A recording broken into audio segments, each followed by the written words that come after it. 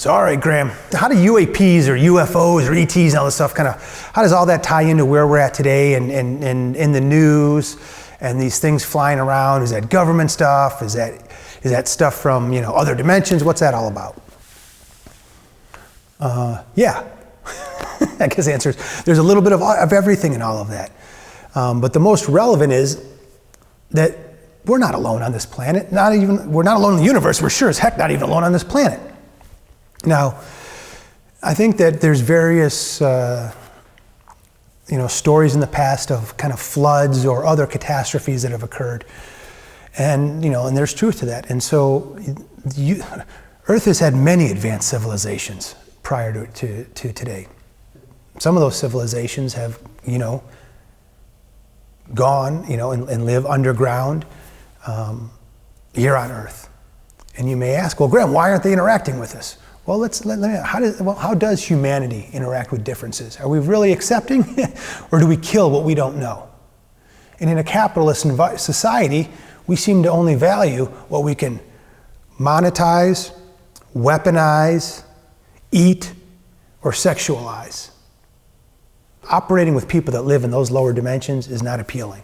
So the first steps that we need to do is that humanity needs to evolve itself so that the other advanced species on this planet, frankly, want to hang out with us, and it's safe for them to do so. Some of the non-human intelligence that exists on Earth looks at humans the same way that many humans look at animals. And so, again, now we talk about the duality of things. Another one of the NHI, non-human intelligence species that exists on Earth, understands humans and animals and nature as I've described, as all in harmony. And they want to help humanity to evolve, right? And they're happy to help humanity evolve to serve them. Another wants to help humanity evolve for itself and to also then, tap back into the cosmos.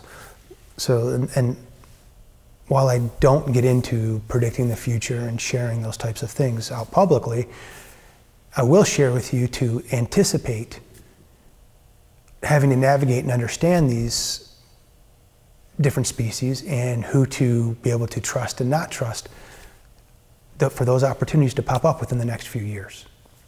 When I say few years, I'm talking probably 2 or 3 at the moment. But definitely, for sure, inside of the next 5 to 7 at the farthest. And so now again, going back to the psychism that I talked about and if we are limited to strictly verbal communication, well again, that's not going to work with connecting to various non-human intelligences or in the cosmos, right? That connectivity needs to happen through psychism and through consciousness, through telepathy, however you want to think about that, right? And so again, humanity re-engaging itself back into those skills and abilities and spiritual gifts, right? That's part of the reclamation. And as part of that reclamation then is regaining that connectivity with these other species. And now, when we connect with the other species and we connect with species that includes animals and nature, now we talk to the reclamation of our total selves and the reclamation of a golden age. And that's when things start to get really fun and interesting, because now you have the hierarchical structures that hold us back are gone. The patriarchy that holds us back is gone. This concept of colonization that holds us back is gone. And instead, there's plenty for everybody to go around.